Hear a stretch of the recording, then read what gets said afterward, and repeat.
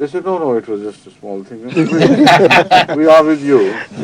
La ilaha illallah, la ilaha illallah. So I hope all the Timinis don't behave like that, only in a small pocket. But of Mendes, I have never heard such a thing. They are brave, faithful, honest people. When they side with somebody, and they too genuinely side with that faction or group or Jamaat. Huh?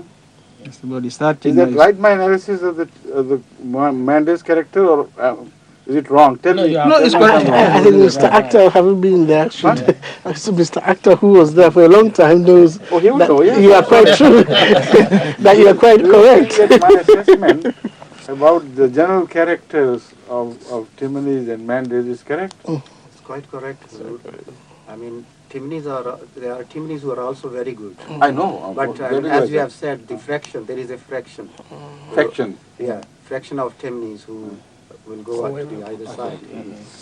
No, what I had in mind was that maybe our experience regarding a certain pocket was a particular experience. We should not have generalized it. I don't know much about the Timinis in all over the country. But one other thing which I don't like is that the so-called leader Sanko is a Timini. he's a team. That's right. But in his case, I don't think Timinis are supporting him. No. So that's a good thing in favor of Timinis. Although the leader which they created, the leader of rebellion, who doesn't mean anything anyway, That's right. he is just a figure, a facade, no more. But despite the fact that he belongs to the Timinis, I don't find any evidence of Timinis supporting him. It's not a tribal warfare at all. No. Right? Yeah, You're right. Good. Completely it's correct. only sad that it's the Middle land that is suffering now. That's right. Yes, That's and they have suffered terribly. correct. I think that's because the land was nearest to the Liberian the border. Liberian That is. All right, shall we start again now? Start to the. I don't know what you have in mind. Tell me what you have in mind. Well, to begin with, Uzu, I would like to thank you very much for seeing us, and we hope that talking to you today would extend our knowledge and blessings to not Well, only the us. pleasure is mine, if not entirely, largely mine, because Thank you, you sir. have come from different places, covered long distances, Yes, I to just come and meet us. introduce us. My name is Kai Musa Pukawaza. I've seen him many times here. But many who haven't seen you before, would you kindly introduce yourself at some length? Yes, sir. I am a born Ahmadi, Yes, mashallah. and I And when was your father? When did your father convert to Ahmadiyya? as far as I know, sir, he was an Ahmadi before I was born. Yes. I have never really found No, out. I don't know. You remember the time of your birth, Yes. but you might have heard from the elders. Yes, he tells me stories, but because he was not very educated, he was see. not I educated. see. So in terms of dates, precise dates, he was I see. able So to he tell me. generally used to But tell generally, you long, he long tells ago. me that In he whose was time? an Ahmadi. Do you remember that? This was Mr. Ali, Nazir Ali's time, Hazrat Maulana Nazir yes, Ahmad Ali's time? yes, indeed, sir. He would be one of the earliest ones. That's right, sir. And It's around about 60 years since Ahmadiyyat got rooted in Sierra Leone, and yes, ever since yes, it has about been 50 progressing years, 50 years uninterrupted, yes? yes, sir. MashaAllah. And so I then attended all the Ahmadiyya schools in Sierra Leone, the Ahmadiyya Primary School in Sierra Leone, and the Right. Ahmadiyya Secondary School, which was the first in Bo. So all my education was in Bo. That was the first Ahmadiyya school. In Bo, sir. Is that right? And, Yes. during our time, we were helping to build the school. Right. The students at weekends, we helped to build the school. Right. So We did Bukhari Amal there. we did, sir. So my education was there. So that's my only education in Sierra Leone. I came to England and I studied here in universities. I became a lawyer, and I've been working here since 1982. Since 1982, you have settled here. Yes, I've met you a couple of times when I wanted to go back, I remember, yes, that's- and I was seeking your No, advice. I'm asking these questions Yes, sir. so that you tell the others, the viewers, that Yes, sir. who you are. That's of Indeed, course I sir. remember everything. But tell them.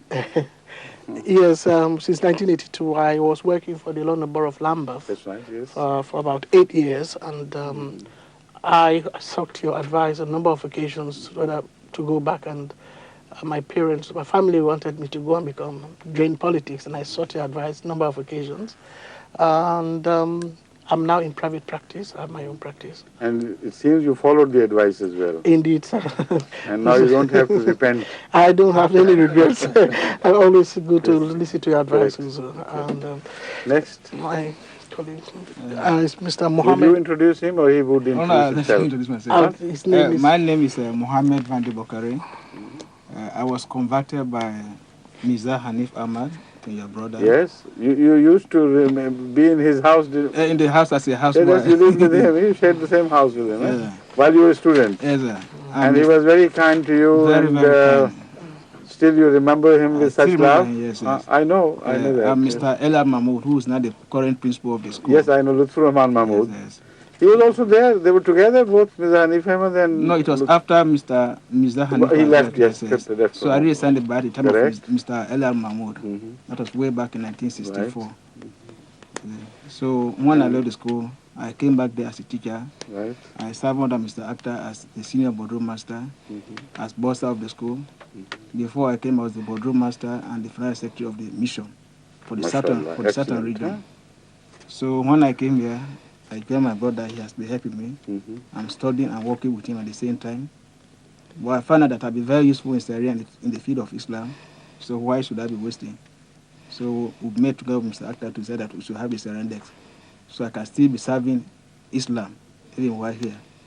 So currently, You have not been here very long, have you? No, it was about 2 years. Sir. Just 2 years. Yes, sir. How do I know that? You didn't tell me how long you have been here.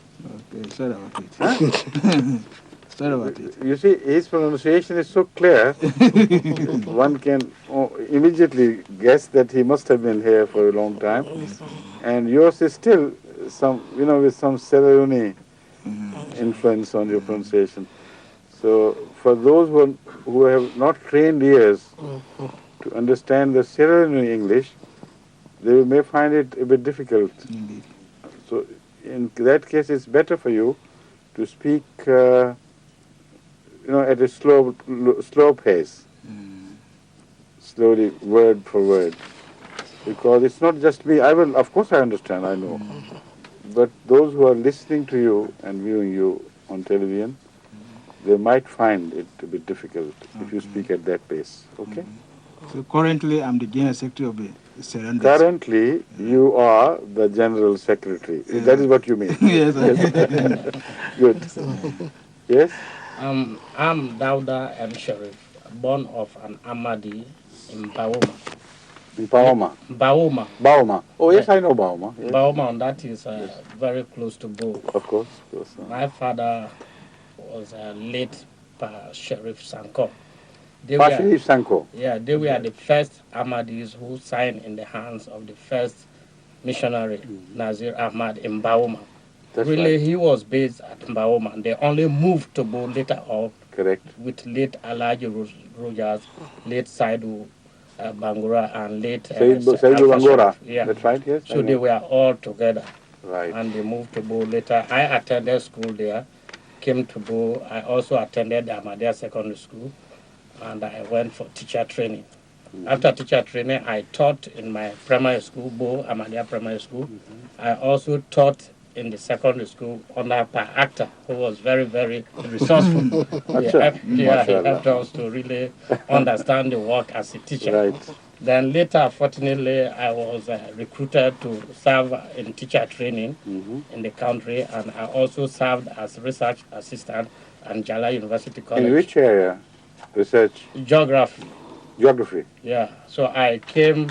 Were you given any project regarding some parts of Sierra Leone or some no. research project in geography? No, yes, I was working with some lecturers undertaking research, but mainly in conservation. That's and right. we used to go to Kailan, which is now under this river. Attack. So, Yes. in fact, I came here in 1990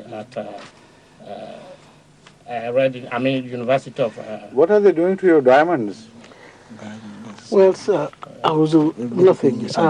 Only The robbers and the invaders. the invaders were stealing. helping themselves with helping both hands. themselves, helping But themselves. do they have enough labor to dig them willingly for them?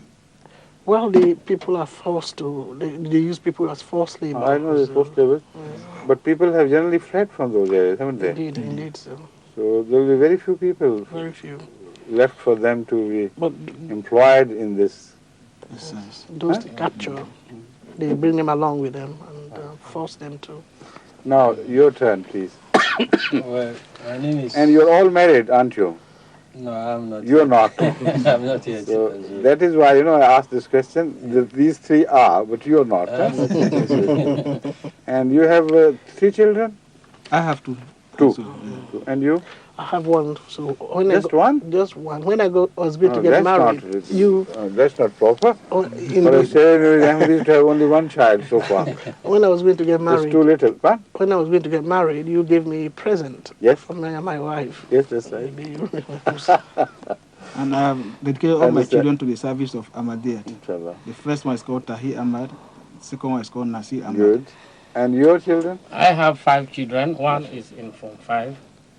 That's more like the Savior's traditions. Not very much, but somewhat, yes.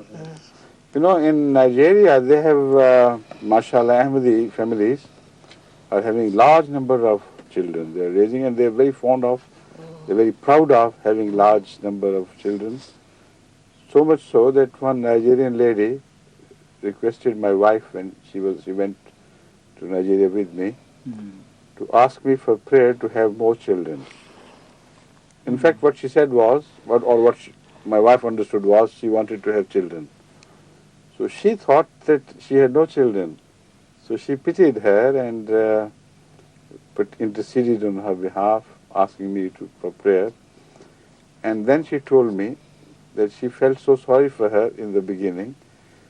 But when she inquired, how long have you been married? And don't you have a single child? He said, no, I have 19 children. 19 from the same mother, imagine. And she wanted some more. What a brave lady. And she was very healthy, strong. Surprising. I don't think in any other country you can find the like of her. With such strong physique, having given birth to 19 children, still yearning for more. But this is not bad. This is not a joke. This is not something laughable. Because it falls in line with an instruction of Hazrat Muhammad Rasulullah sallallahu alaihi wasallam, who said that you marry waludan wadudan, women or girls who are very loving and also bear many children. At one time he said, I like at the day of resurrection to lead the largest ummah in the whole history of mankind. And I like you to give birth to more children. So I started in a light manner, as if I was just telling you a joke, but it is not a joke. I love Ahmadis to have more children. You see, that is one of the reasons, one of the original factors which led me on to the scheme of Waqf-e-Nau. The need for this led me on to this beautiful idea, and it was developed by God later on into such a wonderful scheme. So I am just speaking of my mind loudly, not only to share with you, but with the rest of the audience on television. Those Ahmadi couples who can bear more children, they should go for it, because they are going to save the world. We need people like Ahmadis, more in number as much as possible, so that they discharge their responsibilities, within their means, without extending their efforts over much. Okay? Please. Well, my name is Mohammed Kamara. And now you have decided to marry very soon and bring forth, Inshallah. raise a large family, right? Yes, inshallah. Kamara, Yes, Kamara. right? I did my primary. Which Kamara family do you belong to? Well, Where Khalid is married? no, Huzur. Not the same Kamaras. No, Huzur. No, right. I did my primary education in Ahmadiyya Primary School, Bo, and from there Ahmadiyya Secondary School, Bo. And from there, I taught for 1 year at Nasser Ahmadiyya Secondary School, Kenima. You taught there, mashallah. Yes. So I did the secondary school under the principalship of Mr. B.A. Akhtar. Yes. Who is fortunately here. Yes, he was also at one time. And must be very proud of seeing his pupils. Oh, grow, yes, yeah? indeed. Then after that, I did 4 years program at Njala University College. After I've written to you so many letters for prayers, for guidance, and I was to carry through one of your prayers, I got a scholarship. I went to Russia. There I studied medicine. Inshallah, I finished 1993 by the grace of Allah. And I'm now trying to attempt exams here in the UK. Are you well versed in Russian Yes, to the extent that you can translate my addresses simultaneously, or not yet? Huzur, that's difficult to That's believe. it, I If you know. are talking at But the can you same time- translate written word, books or small pamphlets into Russian? Huzur, I can do that. That you can. So why don't you try your hand at that? We need so much help in this regard. There's so much demand and a rising demand from the erstwhile USSR countries. And they want more and more literature. You know, they can't satiate their desire for more Islamic literature. So you better help. You offer yourself to Tabshir, Huzur, I will do that. inshallah. Inshallah. Okay. And now, something about yourself. Of course, we know you, but not all the viewers, because this program is being seen all over the world, even Bangladesh, up to Japan, in all corners of India, and Sri Lanka, Burma, etc. I hope Burma have got the permission. I know one man had a dish antenna installed privately, and the Jamaat used to go there. But I think there are some risks involved. The government wouldn't say it is legal, wouldn't say it's illegal. They want to keep the right to move in their own hands. Whenever they don't like somebody, they can come back and, bring the heavy hand of law on such people, saying this is not legal. But when you write to them officially, they wouldn't answer you. But this gentleman, he has taken a risk on his own. And with the grace of Allah, the Jamaat is gathering at his house, as many as they can. So they would also be viewing you, and they would like to know more about you. Yeah. Bengal, in Bangladesh, everywhere. Yes. Hazur, my name is Bashir Ahmad Akhtar. And after passing the MSc exam from the Punjab University, I dedicated myself. And Were you not educated at Tree College? Yes, I passed my BSc honors. I was the first student to do BSc To do the honors, so mashallah. In physics? in chemistry. In chemistry, right. And then I went to the Punjab University and I had my MSc in 1 year. And then After the honors, you can do it in 1 year. after the honors. Just like that, yeah. So after that, I went to Tabshir, and Maulvi Nazir Ahmed Sahib were there, Nazir Ahmed Mubashir Sahib. Acha, right. And he told me to go to Sierra Leone quickly. Right. And I said, yes, I'm ready. Okay. And I think by that time my result was not out yet. So in March 65, 23rd March 65, I was in Sierra Leone. Mashallah. And How long did you serve there? 22 years. 22 Continuously? continuous. Mashallah. Yes. And then And your children, how many children were born and raised there? 4 children, 2 daughters and 2 sons. They were born there, they were educated there, and now they are with me. And they are also very good in education. Aren't they exceptional, some of them, I understand? Yes, One girl of yours who came with you, yes, she's there. she appeared to be outstanding in her performance in university studies. Yes, she's now joining university this She's year. not there. She has done A-level. Good. And She's the youngest? she's the youngest. Right. And about the other boys and girls? Yeah, one is doing second year electronics engineering in UCL. Is he also faring well in Yeah, his he's trying. good performance? Yeah, with the Hazul's And prayers. one daughter is married, I know. Yeah, she's in Lahore. Yeah. Is she happy? She's quite That's happy. okay. How many grandchildren do you have so far? 2 now. Two now. Two. Good. So, Imam Sahib, of course, everybody knows. Huh? yeah. So I served 3 schools in Sierra Leone. 2 years I spent in Freetown. That was the second school, just opened by that time. Then I was promoted as principal of Ahmadiyya Boajibu. I spent 7 years over there. And then the rest of the 15 years I was in You see, it's a very good Ahmadiyya Bo. program in English, of course, because all Europeans and non-Urdu speaking people can understand English well, or somewhat at least. Yes. Even in Japan, English is now becoming a sort of world lingua franca. Okay. But the problem with me is that there's a very large number of Ahmadis, not only in Pakistan but India, even Bangladesh and here in Europe, who cannot understand English much. The German Ahmadis, the large number of Ahmadis from Pakistan, about, I don't know exact number, but large number, they either know Punjabi or Urdu or German, no English. And most of the Pakistani Ahmadis who would be watching us, they would not understand a word of Urdu. No. English, I'm sorry. English. English.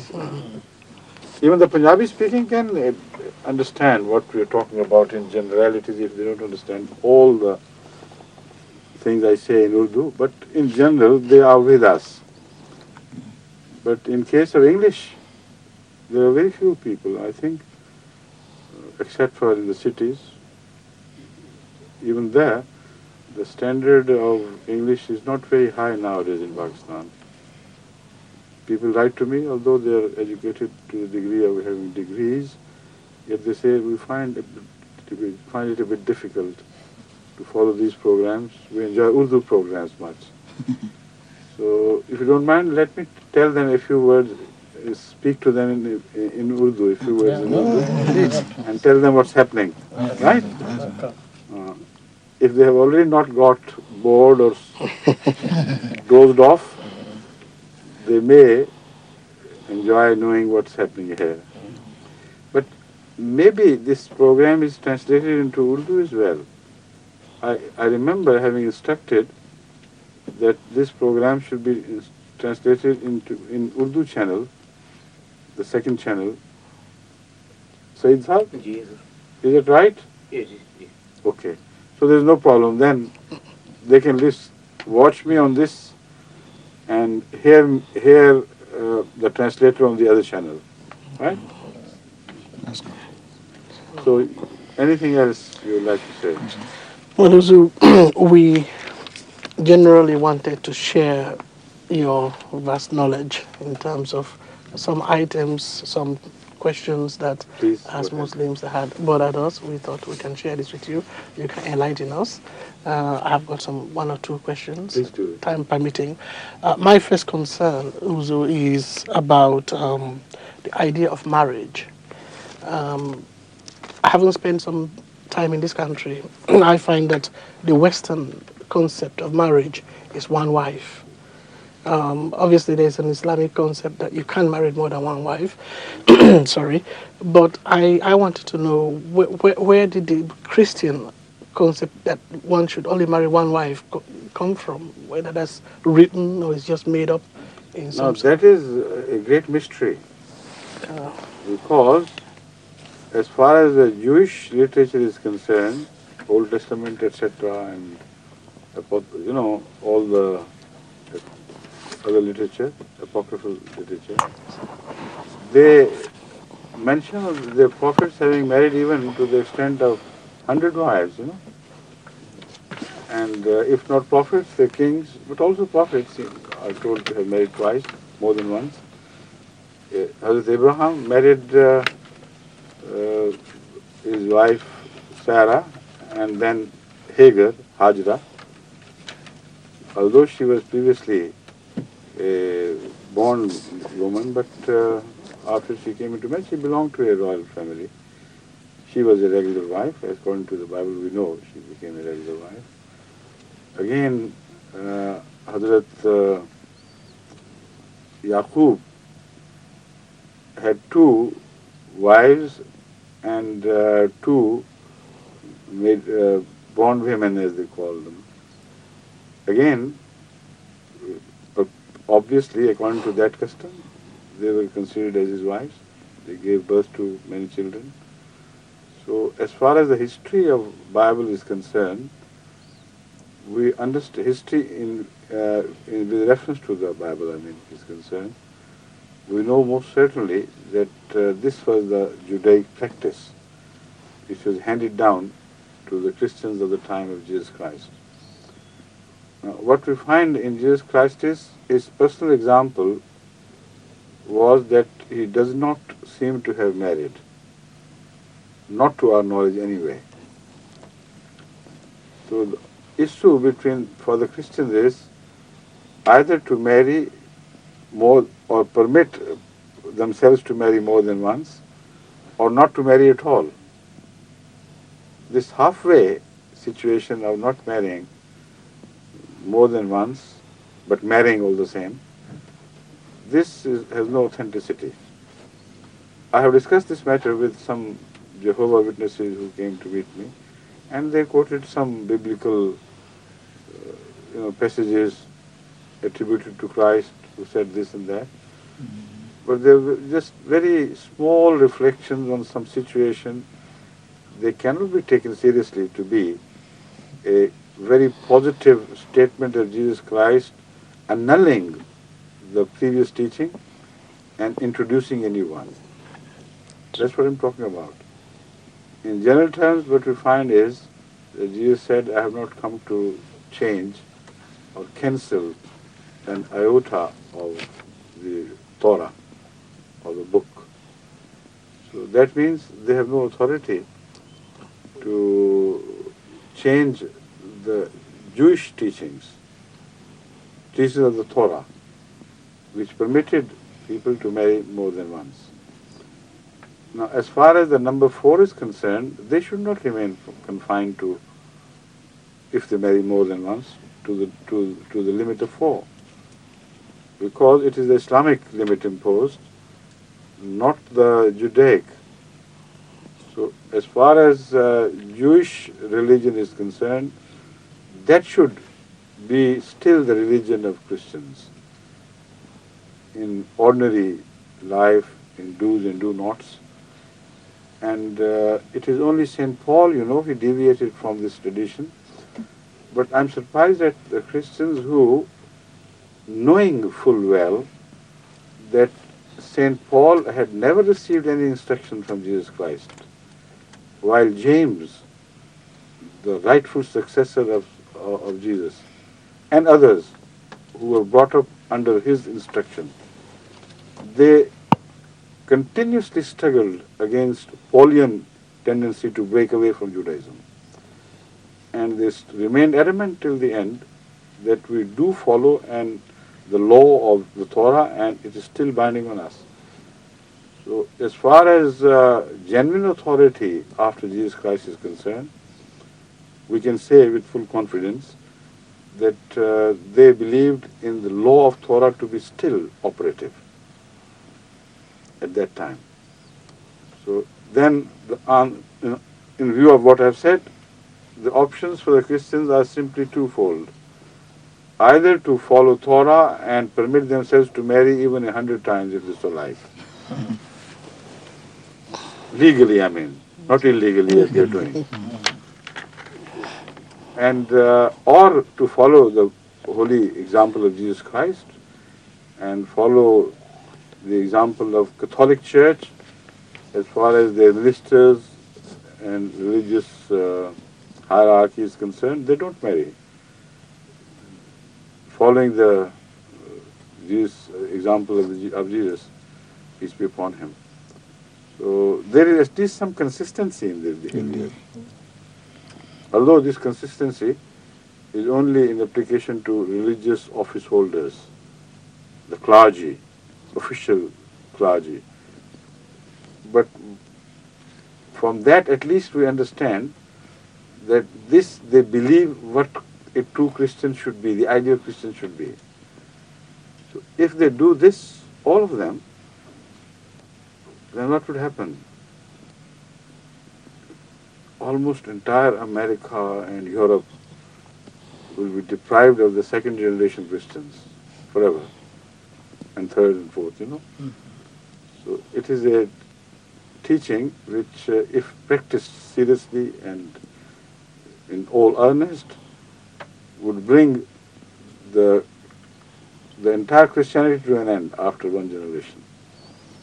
So obviously this could not be what God meant, what God did. So I agree with the early Christians. I fully support the view of St. James and others that Christianity was only a continuity of Judaic faith, and Judaic practices should continue to lead the Christian life, day-to-day life. Right? Thank you, sir. Also, tribalism is the root cause of many bloodshed in most parts of the world. Many? Bloodshed is a result for bloodshed in many parts of the world. Example. Bloodshed. Oh, bloodshed. Right. Yes, I'm please. sorry again. You see? Example, Sorry, South Africa, Please. Burundi, Liberia. That's right. What does Islam say about tribalism? Islam totally stamps out even the smallest roots of racialism. And they were stamped out under the feet of Hazrat Muhammad Rasulullah on the day of the last sermon of Hajj, that great Hajj sermon. And he said, I trample these false traditions under my feet, this holy day, this holy month. And never after this should you ever think in terms of tribalism, racialism, color, creed, etc., etc. Human beings are all one. So that is the glorious teaching of Islam, the only glorious teaching of Islam which can win the world the much sought for peace, which unfortunately is evading our desires to achieve it. Huzur, like pork meat, monkey has become a popular meat among non-Muslims in West Africa, especially Sierra Leone. I want to know. And also mouse? Monkey. Mouse. Huh? Or rats? Rats, yes. Rats. Yes, so So I want to know the state of monkey as a meat in Islam. Well, it lies, I think, on the borderline. Although I would never dream of any Ahmadi eating monkey's flesh, but I am answering you purely from the point of view of jurisprudence. If monkey can be described to belong to the category of animals who prey on others, who survive on other animals by preying on them, then of course it would be forbidden. But if it is considered to be mainly a herbivorous species, not a carnivorous, a species which survives on vegetable, fruit, etc., then of course it could be considered whether the meat of monkey is permissible or not. But it stands halfway on this side, halfway on the other. Monkeys are known, like human beings, to devour both meat and vegetables at the same time. So you have asked me a very difficult question. This should be addressed to the full house of our jurisprudence, Merisefta, and they should study some more about it. If it is a beast, of course, then it is forbidden. Beast in the sense like wolves, like dogs, like lions, tigers, etc., then it is not permitted in Islam. But if you pull it more towards the border of vegetarian animals, then of course you could consider it. But what is your natural response to this question? Do you think it's good to eat monkeys or? Well, personally, I feel no. No. But Muslims in Sierra Leone They don't. eat monkey. That's good. Yeah. But it's not true of all the Muslims in Africa. Muslims in some parts of Africa do eat monkeys. You know that? I don't know. Also. The Sierra Leone Muslims are a model for the rest of Africa in that case. And what about rats? Rats, yeah, people do eat that in Sierra Leone. I don't. No, I know you don't, but the Muslims do. Yeah, some Oh, Muslims do. and with Yes. such relish, Yeah, some don't they? Muslims do. These are special rats that are hunted. And I'll come to Yeah. that. Once I received a letter. Don't qualify it. Once I received a letter from a principal, maybe it was he or somebody else. He said that this day was entirely lost, no studies. And then he explained, because a student detected a rat and the class ran to catch the rat and all the other classes follow suit. And the whole school spent the day on the rat hunting. And he didn't specifically tell me whether ultimately the rat was caught by them or not, but the day was destroyed. So I was surprised why we are so fond of catching rats or hunting rats. So I inquired from the missionary in charge. And he told me, he wrote me a detailed letter, that rat is one of the most delicious animals, according to the experience here. And it is very much prized.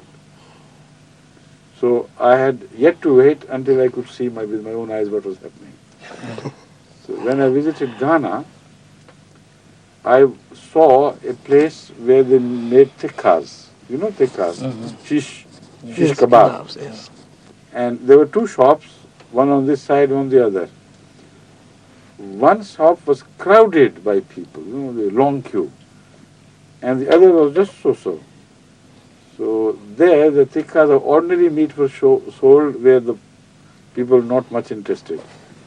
And the one with long queues, there they specialized in rat tikkas. You see? So that shows the common popularity of this. So once I remember, I saw some, as you travel along the road, there were some makeshift arrangements for shops, small markets everywhere in Africa. Some people from the nearby village bring their some produce and sell it on the roadside, and this attracts the tourists, etc., and they get some more price. So there were two things hanging. One was a smoked rat, a small one, about that big, and the one was an antelope, large, wonderful antelope, deer, type of deer. So I stopped the car there. I told them, let me find out how much do they sell. So I don't remember the exact figure, but the price of the rat was 3 times that of the antelope. You see? I was absolutely, flabbergasted. I said, what do you mean? It's a small thing, and rat, for that matter, on top of that, it is a rat. And this is, he said, no, we sell according to the demand. People like this more, so why should we charge them more for this? So that put me on to further research, and now I come to the last point you raised. It was disclosed that the word rat is common, but it is not the rat you think of. It's an animal found in the jungle which is considered, which is called perhaps something in African languages as grass cutter or something. Grass cutter. Right. And it is not the household rat which we are thinking of. So I wanted to tell the rest of the world, they might have heard these stories, they should know the background as well. That's right. It is only the name rat which it shares. But it's a wild animal, and people, of course I couldn't bring myself up to eat it, but the people who eat it, they tell me it is exceptionally delicious. And there's nothing wrong with that. It's not the rodent rat we know. It lives openly in the jungle. Of course, it's a rodent, but otherwise, it has a fresh, healthy look and fresh, healthy habits. Right? It disturbs farmers in this area as well. What? It disturbs Sierranians Right. who are farmers. I see. Right. So they make a lot of traps to catch them. Right. Well, also, the word apostasy has become a political issue all over the world. What has?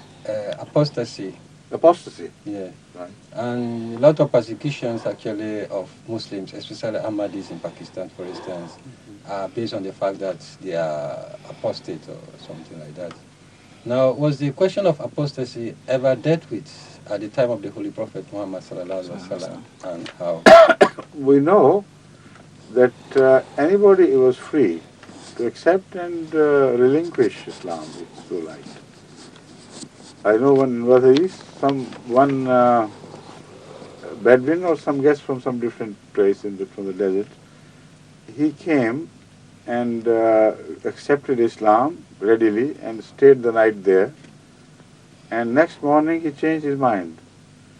So he addressed Hazrat Muhammad Sallallahu Alaihi Wasallam and said, "Return my Islam to me," as if it was some commodity he had given over, and he wouldn't leave without it. So Rasulullah was surprised, and he tried to make him understand what it's wrong decision. But he said, "No, I have decided. So give me back my Islam." So poor man, a very thick-headed person to pay us. So Rasulullah said, "All right, I return it. Don't worry. This is your choice." So Islam was free to accept and free to leave. There was no compulsion. And that is a picture painted by the Holy Quran, that La ikraha fi din, qad tabayyana rushd min al-ghayy, faman yakfur bit-taghut wa yu'min billahi faqad istamsaka bil-urwati al-wuthqa la infisama laha. There is no compulsion in religion. None. God has made the truth manifestly clear. So it's up to you, anybody else, to accept it or not to accept it. But those who accept it, because they willingly accept it, their case is like one who has got hold of a ring, which is so strong, their hold and the ring itself, that there is no breaking that tie afterwards. That can only happen if there is no compulsion. You see, it's a question not of their leaving their hold on the ring. It's a question of people trying to make them renegade and return to their old past. And yet they would not, at any risk, they would continue to stick to that, adhere to that ring. And this is the beautiful scenario we find in the just recited.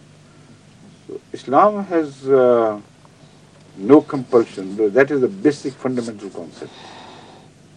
Anybody who comes and goes back, these people are also mentioned in the Quran. Not only those who remain steadfast, as I just mentioned, those who, according to the Quran, who believe and then disbelieve. Now, if death was the punishment, immediately you should have read, murder them, destroy them, kill them, condemn them to death. No such thing. The Holy Quran says, and then again believe. If they were murdered, how could they again believe? And then again renegade, again renounce. Yet no punishment is meted out to them by the Quran. It says, these, when they die, not murdered, when they die and die in a state of renouncement or denial of Islam, then Allah will punish them. No punishment at the hand of man. So both these examples are sufficient and very powerful argument against what is commonly understood by the mullahs and propagated among the, unfortunately, ignorant people, that Islam has punishment of death by hanging or whatever it means. for those who renounce their religion. It is false. It has no authority, no root in the Quran. On the contrary, it is whatever is proved, I have just told you. Now, this is the true Islamic position. And again, there is a very interesting thing. Man irtadda means one who himself has declared himself not to be a Muslim anymore. There is not the slightest hint in the whole of the Holy Quran or any other traditions of the Holy Prophet Islam that somebody is declared by somebody else to have become murtad. You see, this is a completely new invention by the brain of the mullahs of later period. In Arabic, irtadda means the one who himself returns to the old faith, the previous position.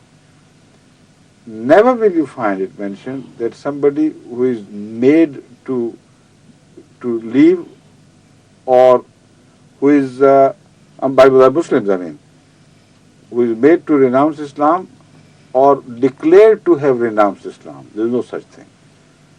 So the mullahs who go on declaring that is not Muslim, that is not Muslim, well, they can enjoy this game if they like, but it has no meaning, no standing in the teachings of the Quran. Okay? Yes, please. Huzur, we are aware of your great love for Africa, and particularly Sierra Leone. I hope all Africans are aware of that. Yes. And the last Jalsa, Yes. yeah, was an indication that you would encourage some sort of investment processes in Africa, Sierra Leone and other countries. We wanted to know whether this idea is still in your mind. We have invested certainly in some African countries, despite grave problems, despite failures of some of the enterprises, because of the corruption. You see, it is very difficult to invest in countries where the level of corruption has risen to a degree that everybody wants to eat up the industry as soon as possible. Now, the unfortunate tendency in Africa nowadays is not to wait for the eggs to be laid by the duck which lays the golden eggs, but to rather eat the mother of the eggs, So all industries, if not all, a large number of industries who were installed in Africa at great costs through foreign helps, but help which required repayment of loans later on, came to a very unfortunate end.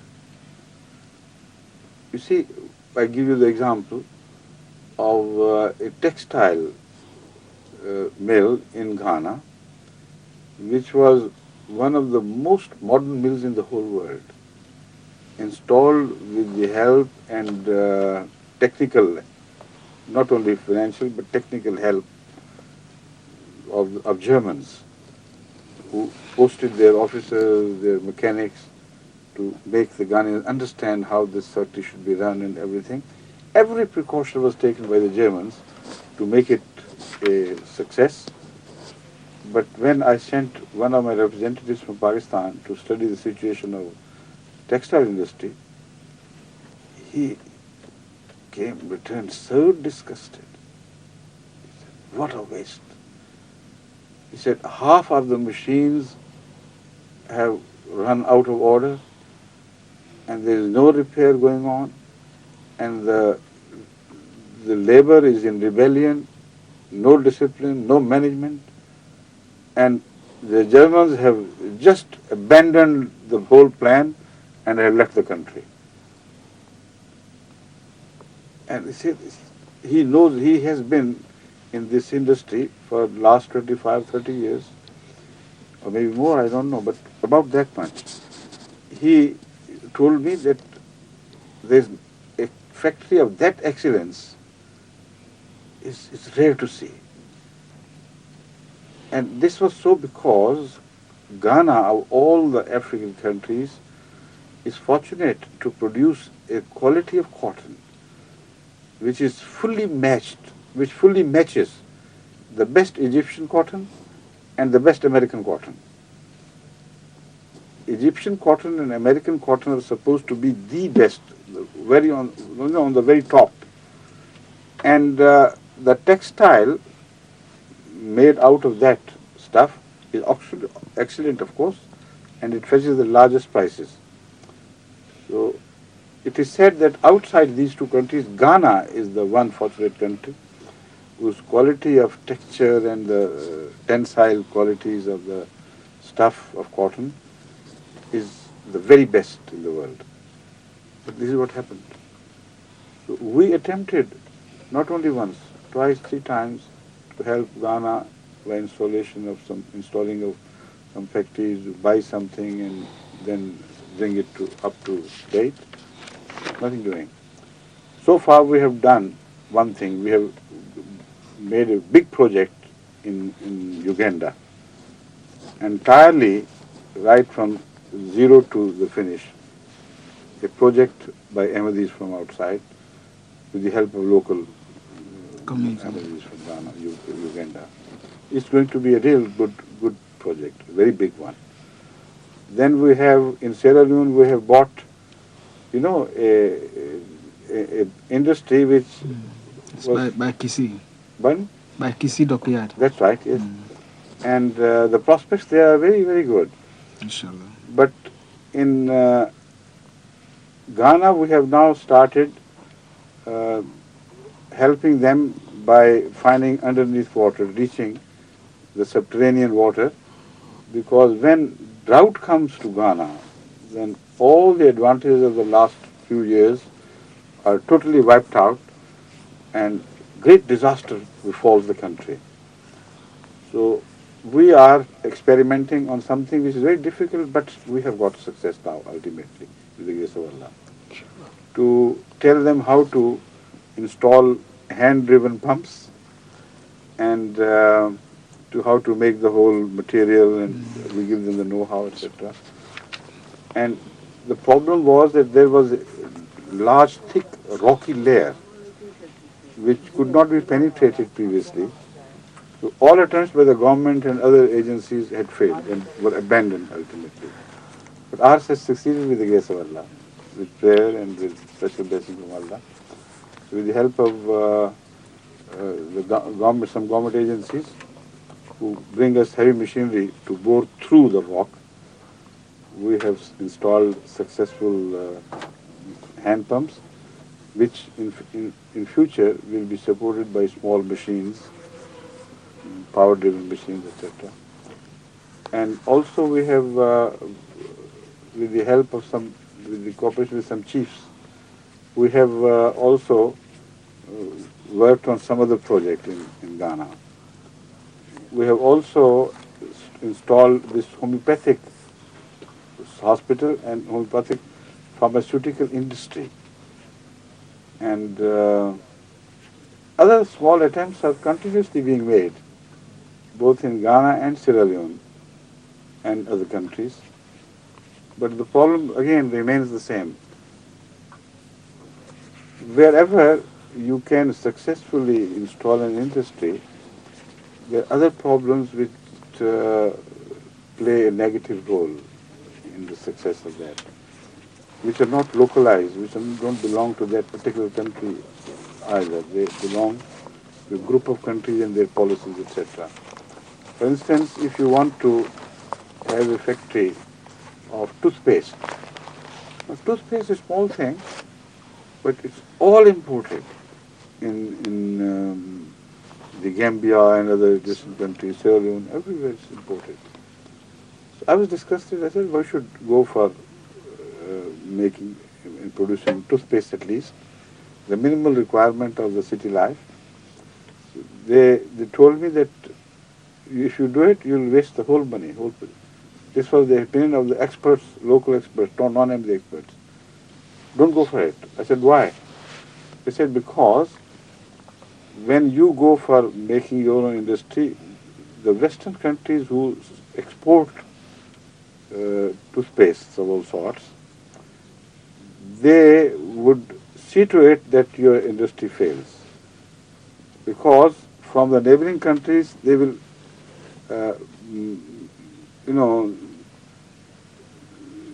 through illegal means, smuggle large stocks and lower the prices to a degree that any industry which is honest and fair and upright cannot survive. So that was the difficulty, and when we investigated, we found it to be true. Similarly, an attempt was made to install food, industry for animal feed industry in Nigeria. And there, fortunately, some Ahmadis had attempted before. Unfortunately for them, fortunately for us, because they reported to me that it would fail. Why? Because he said some people here in this business are very corrupt. They want imported goods to continue. And he told me some tricks, play this and that trick. So why to waste huge money on that? So that is the main thing. We are now going for the moral rearmament of Africa. Without that, and this is my message to you as well, without returning to Islamic morals, you cannot survive the present situation, political, economic, otherwise, in emerging states of Africa. All Ahmadi efforts primarily should be devoted to this cause. And Allah bless you. I'm told that the time is over.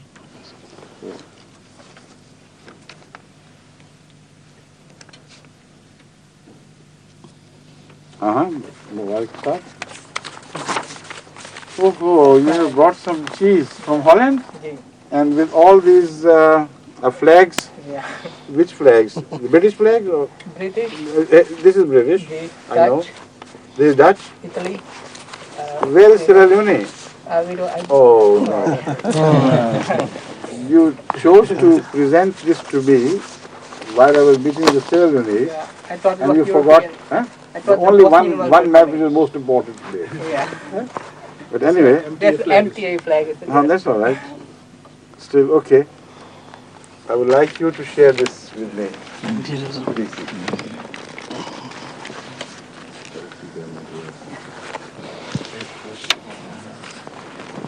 To save us time, of passing this again and again, why don't you have a few in the first helping? I have some more. I think you like it. This Holland cheese is very, very good indeed. Huh? Have some more. Okay? Sure?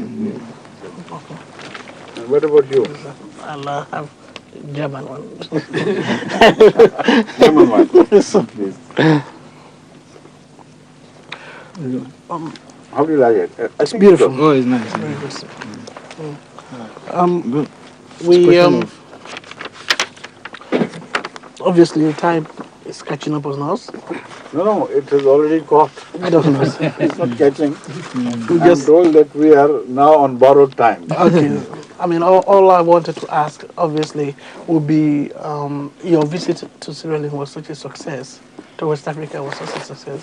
Whether you do now have any future plans of visit which may help bless the country and perhaps... At present, I think Sierra Leone is passing through a very critical phase. Yes. And during this period of the sword of Damocles hanging over every head there, I don't think it will be advisable for me to tour Sierra Leone. So let's wait a bit more. A later date. Huh? A later date. Yes. Inshallah. Inshallah. All right, I Thank you very much indeed. And we agree from all the viewers and audience. Wonderful.